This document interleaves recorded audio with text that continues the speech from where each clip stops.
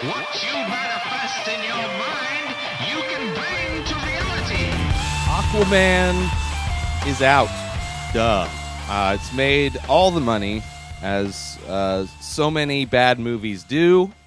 Yes, I thought this movie was bad. I thought there were a few fun action moments, but overall, it just I've said it so many times that I was not going to watch any more of these movies from DC because aside from Wonder Woman, which was just okay, it wasn't like great. I haven't enjoyed any of them. Like Batman versus Superman was just horrible. It's just really that movie should just be used as a screensaver because it's just, as far as imagery and slow motion, that's all it has going for it. I think Ben Affleck is so overrated as an actor. He's a great director, don't get me wrong, but he's acted in some dog shit. I think he's the worst Batman, although I haven't seen some of the 90s Batman, so like Batman and Robin. I haven't seen those, so forgive me. But I'm not a fan of all these DC movies. They're trying to do what all studios are trying to do, is trying to build a universe. The only franchise that I think is pulling it off is the Marvel franchise. I think Star Wars has got some issues. I mean, clearly the prequels for Star Wars are to the Star Wars universe as these DC movies are to, the DC movie. Although aside from the Nolan DC movies, they're really overall not that great. But there were some fun things in this. I mean, I think the casting was good. I thought Jason Momoa as Aquaman versus like Vincent Chase from Entourage. Clearly, there's a superhero between the two of them, and Jason Momoa would be far more of a superhero. It's just the writing is really bad. It's really bad. It's so bad. There's so much like the cheesiest. Like, I don't know if they're going for that kind of like just extra cheese, like it's just overly melodramatic at moments with just the thing you would see in a parody of like a Lifetime movie, like just what somebody would say in a really bad Lifetime movie, but parodied on Saturday Night Live is what the writing was for this movie. The visuals, I mean, some of the stuff was cool, but some of the stuff just looked like they flooded Pandora, and they're just like, well, we got these assets. I don't even think it's the same studio that made Avatar, but a lot of the visuals looked like Avatar and just were whatever. Everybody's wearing wigs. Like, the story isn't very good. It's like King Arthur, basically. He's got to go get the trident. He's the only one. He's the chosen one, whatever. The trident to rule all. I don't think there's a round table, but it's all like there's like some drama that this movie, there's like I sympathize. I want the what are bad guys in this to actually win because they're fighting against the people on land who are polluting the ocean. They're like, we need to kill the people on land because they don't give a fuck about the ocean. Hey, correct. There's a lot of people that do, but as far as if you were to gauge by the people we have in charge and what our country is doing to kind of fix that, for the most part, there's a lot of people that may want it to happen like myself, but it's not enough to make it happen.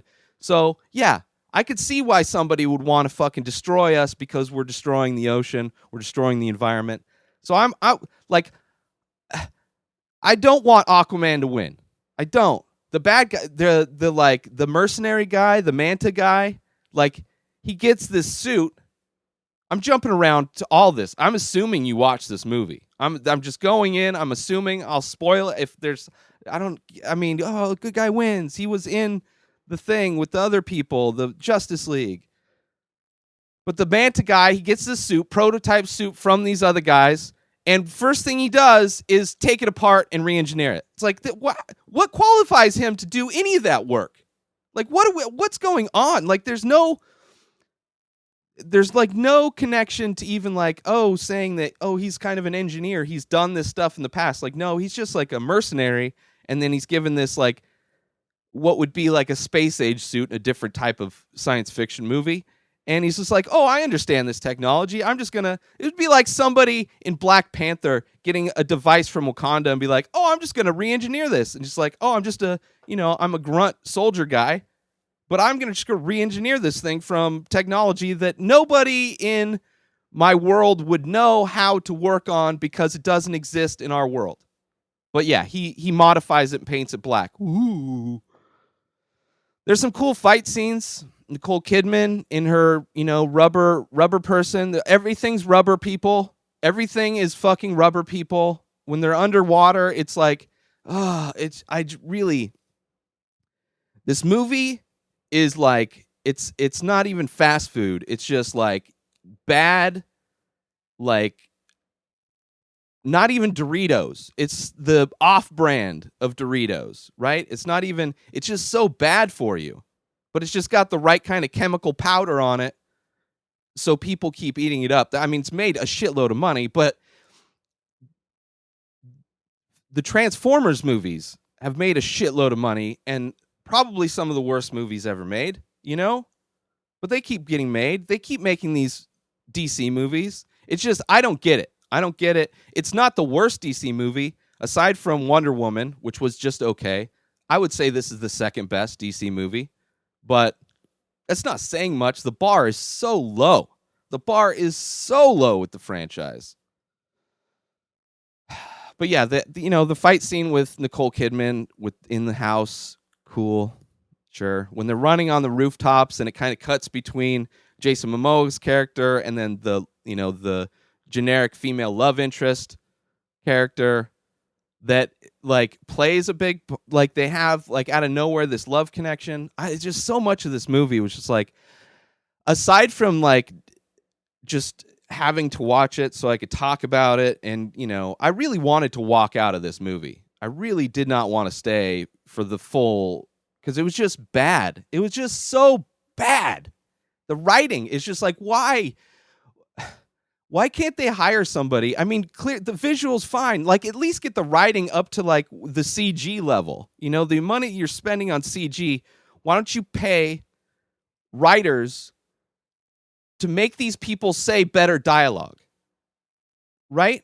Like, the story's okay. At least like it's not a Zack Snyder movie where it's just like you have to know all the backstory to just get the references, because it's just not a story. It's just like inside reference versus inside reference. And it's like, okay, I don't know what's going on. Why is that a thing? Files of like, I don't